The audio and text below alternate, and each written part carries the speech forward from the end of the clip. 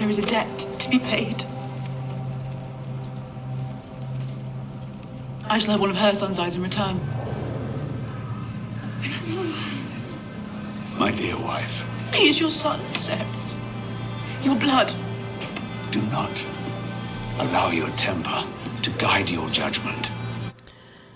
So, Viserys or Alicent doesn't understand why Viserys just chooses Rhaenyra time and time again, and this is part of her core wound in this story. When it comes down to storytelling, we really focus about, as screenwriters, we focus around building stories around a character's core wound, and her core wound, Alicent's, is that she was just never good enough for Viserys. He just never loved her, and also the fact that she has always had to do her duty and be with this man. Look at this, like he's sick, he's older, he's sick, he's not, and she has to continue to perform her duties and have kids with him, never fulfilling her own desires. Meanwhile, Rhaenyra gets to do whatever she wants, gets to have sex with whoever she wants, and doesn't follow duty. And she says that very plainly to Rhaenyra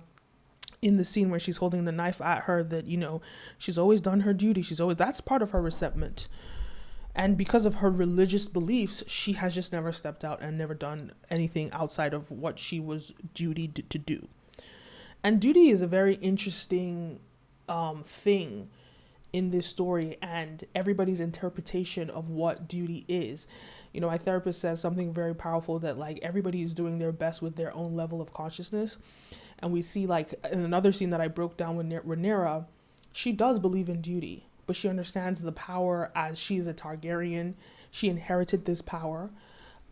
Duty for her looks very different from Alicent, who didn't inherit that power, but she's kind of gone up in society, and so her sacrifices are more than what Rhaenyra's looks like.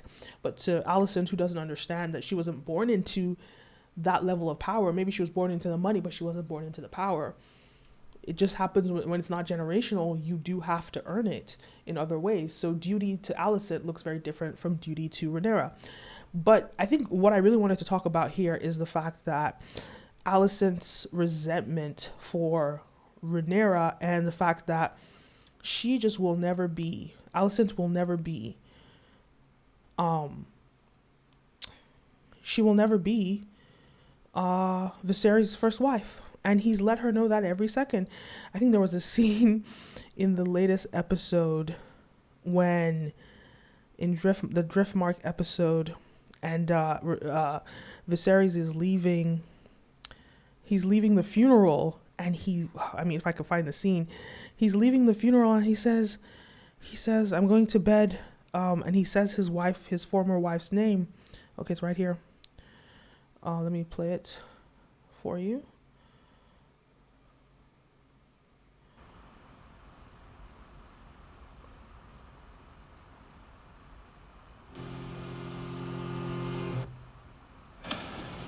I'm going to bed, Emma. Shall I see after Queen Alicent, your grace? No, Sir Harold. You have the night's watch, Sir Kristen. So that's what that look was about. He didn't even call her by her name. He called her his ex-wife's name. That was trending on social media. So it's just in her face that not only is she not wanted, she's not prioritized. And that is her core wound. That's part of her resentment. And that's what gives her the drive to push and fight for this Iron Throne. Because he may not be able to give it to her, but ultimately she can give it to herself. And you see, at the end of the day, when it comes down to it, he truly loved his first wife. And that decision that he made to have her killed, that decision has haunted him since forever. Have her killed, and not have her killed, but he chose to save the child's life over saving her life, and it ended up killing the child. That is his biggest regret. That's his core wound, that he lost the love of his life. And the way it goes in the story is he wants to make amends for that. He's begging for forgiveness. And the way he does that is by honoring his daughter, Rhaenyra. And that is why he has this unwavering devotion to Rhaenyra, that no matter what Rhaenyra does, he's just always going to support her. He's just always going to fend for her. And this scene is just such a complicated scene because he's pretending to Alicent and everybody that he has chosen her. He does give Alicent a lot of power, actually, and it shows that he's a loving man. But whatever the case is, she will never be Rhaenyra. She will never be his first wife and his first family. And Alicent is about duty. That's what that relationship is about. But Rhaenyra, it's about love. It was his first choice. It was the love of his life. Plus, when we think about the bond that Targaryens have, and the bond that Daemon, we can even see it with Daemon and Rhaenyra.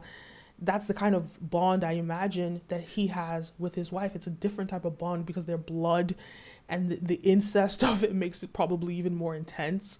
Something about, like, I think when Cersei and Jaime would talk about the way that they love each other and they're a complete and utter devotion to one another, I imagine it's kin. It's this, just like they're completely drawn to each other. And I imagine that was kind of his dynamic with his wife, who he's known every day of his life, but he lost her. And the way that he honors her is by not only giving Rhaenyra the throne, but by allowing Rhaenyra, spoiling Rhaenyra and letting her get away with all of the things that she gets away with. So ultimately, I say all this to say that Viserys has this unwavering devotion to Rhaenyra, and his goal is to honor her far beyond honoring, or to the extent that he neglects Alicent and her family or her branch of family or her sons, and he lets Rhaenyra just get away with whatever she gets away with.